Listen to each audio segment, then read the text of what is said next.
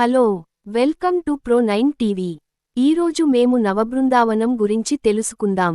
నవబృందావనం ఇది కర్ణాటక రాష్ట్రంలోని చారిత్రక హంపి సమీపంలో, తుంగభద్ర నదీ మధ్యలో ఉన్న ఒక పవిత్ర ద్వీపం. ఇది ముఖ్యంగా మాధ్వ సంప్రదాయానికి చెందిన 9 మంది మహానుభావుల, అంటే యతుల బృందావనాలు, అంటే సమాధులు ఉన్న ప్రదేశం. అందుకే ఇది నవబృందావనంగా ప్రసిద్ధి చెందింది. భక్తులు దీనిని అత్యంత పవిత్ర తీర్థక్షేత్రంగా భావిస్తారు. ఇక్కడ సమాధి పొందిన మాధ్వ యతులలో ముఖ్యులు శ్రీ పద్మనాభ తీర్థులు, శ్రీ కవీంద్ర తీర్థులు, శ్రీ వాగీశ తీర్థులు, శ్రీ వ్యాసరాజ తీర్థులు, శ్రీ రఘువర్య తీర్థులు, శ్రీ శ్రీనివాస తీర్థులు, శ్రీ రామ తీర్థులు, శ్రీ సుధీంద్ర తీర్థులు, శ్రీ గోవింద ఒడేయరు మరియు ఇతర మాధ్వ యతులు. మాధ్వాచార్యుల ద్వైత సిద్ధాంతానికి ఈ ప్రదేశం ఎంతో ముఖ్యమైనది.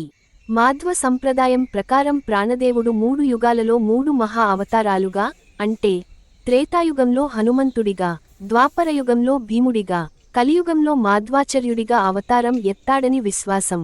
అందుకే ఈ ముగ్గురిని కలిపి అవతారత్రయం అంటారు. వీరందరిలోనూ ఒకే ప్రాణశక్తి ఉందని మాధ్వులు నమ్ముతారు. ఆ విధమైన అవతారత్రయ ప్రాణదేవుడి ఆలయం ఈ నవబృందావనంలో ఉంది. భక్తులు ఇక్కడికి వచ్చి పూజలు, సేవలు నిర్వహిస్తే గురువుల ఆశీర్వాదం లభిస్తుందని విశ్వసిస్తారు. విజయనగర సామ్రాజ్య కాలంలో ఈ ప్రాంతానికి మంచి ప్రాధాన్యం ఉండేది. ముఖ్యంగా శ్రీకృష్ణ దేవరాయల కాలంలో మాధ్వ సంప్రదాయం విస్తరించింది. తుంగభద్ర నది మధ్యలో ఉండటం వల్ల ఈ ప్రదేశం ప్రశాంతమైన ఆధ్యాత్మిక వాతావరణాన్ని కలిగిస్తుంది. ఈ నవబృందావన ప్రాంతంలో ఇప్పటికీ యతుల ఆధ్యాత్మిక శక్తి ఉందని ఇప్పటికీ భక్తులు విశ్వసిస్తారు. అందుకే చాలామంది ఇక్కడ నిశ్శబ్దంగా ధ్యానం చేస్తూ కనిపిస్తారు.